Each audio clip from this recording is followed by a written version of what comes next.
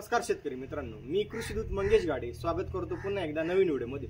तर शेतकरी मित्रांनो, व्हिडिओ बनवण्याचं कारण असं आहे की आज आपल्याला आपल्या शेडनेट हाऊसमध्ये शिमला मिरचीची लागवड करायची आहे। तर लागवड करताना काय काळजी घ्यायची, रोपांची लागवड कशी करायची, किती खोलीपर्यंत करायची आहे, रोपांची हाताळणी कशी करायची आहे, तर हे या व्हिडिओच्या माध्यमातून आपण जाणून घेणार आहोत।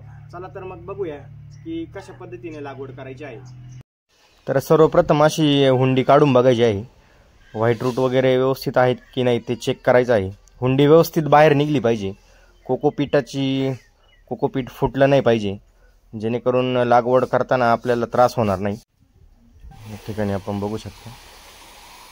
त्याचबरोबर रोपांना व्यवस्थित पाणी मारून घ्यायचं आहे आल्यानंतर, जेणेकरून आपले रोप लागवड करताना सुकणार नाहीत। हा त्याच्या मागचा एक मुख्य उद्देश आहे। व्यवस्थितरित्या रोपांना पाणी मारून घ्यायचं आहे। पाणी मारल्यानंतर रोप फ्रेश होतात। लागवड केल्यावर मग रोपांवरती स्ट्रेस येत नाही।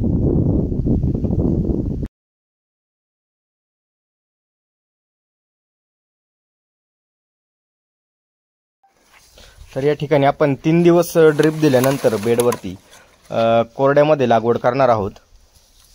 अशा पद्धतीने व्यवस्थितरित्या लागवड करायची आहे। लागवड झाल्यानंतर आपण याला ड्रिप देणार आहोत पुन्हा। लागवड करताना व्यवस्थित उकरून घ्यायचं आहे आणि जास्त खोल लागवड करायची नाही। रोप आपल्याला व्यवस्थित दाबून द्यायचं आहे, जेणेकरून त्याच्या खाली पोकळी राहणार नाही हवेची। या ठिकाणी आपण बघू शकता, व्यवस्थितरित्या अलगद हुंडी ठेवून छान अशी प्रेस करायची आहे आपल्याला हुंडी।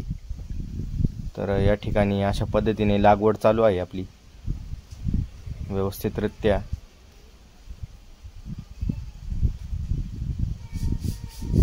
आणि लागवड करताना शक्यतो एक 3-4 वाजेनंतरच लागवड करायची आहे आपल्याला, जेणेकरून उन्हाचा शॉक आपल्या रोपावरती बसणार नाही आणि रोपे लवकर जगण्यास मदत होईल आपल्याला। अशा पद्धतीने व्यवस्थित लागवड करून घेतलेली आहे आपण।